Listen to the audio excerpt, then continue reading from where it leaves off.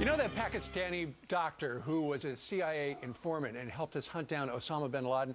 He's reportedly been tortured in a Pakistani prison, according to his brother. Back in June, Dr. Shakil Afridi was sentenced to 33 years behind bars for conspiring against Pakistan.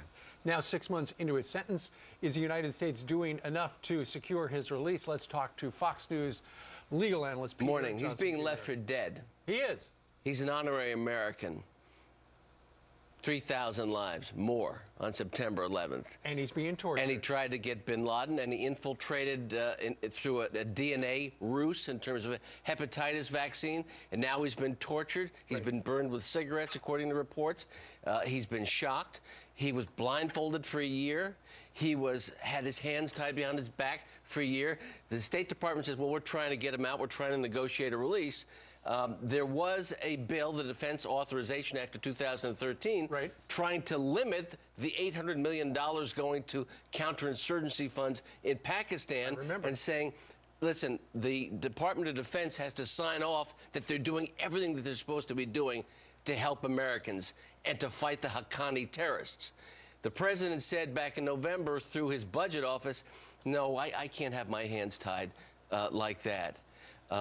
There has to be risk. There has to be rewards. We have to say to people that help us in the world, we will help you. We will stand up for you when you try and help us bring justice for dead Americans. Well, you know, and Peter, the thing is that getting bin Laden, this was the president's, some regard, as the greatest achievement of his first term. And it was an achievement, yes. It was an achievement to get him, but we probably would have had a more tough road in getting him without this guy. We should do, particularly the president, the guy who lives in the house behind you, should be doing everything he can. There's a balancing test which we all understand. We understand that ISI, the Secret Service, that Pakistan should be playing a critical role. We also know that it's obvious the Pakistani government knew where bin Laden was and never gave him up. We also know that American officials like Admiral Mullen have said that attacks on places like the embassy in Kabul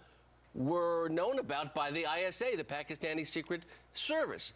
So, are they going to respond to us in any way? Are we going to put pressure? Are we going to allow this man to die in jail? Well, this man is an American hero. He helped avenge and bring justice for the deaths of Americans. Absolutely. We should be helping him. He should not be forgotten rotting in a prison in this holiday season, and I'm glad that his family is speaking up.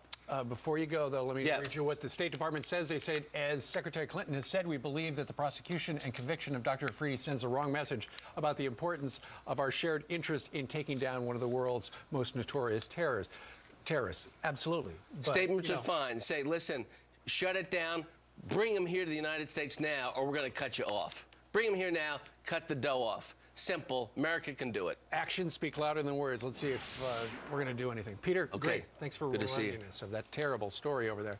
What an injustice.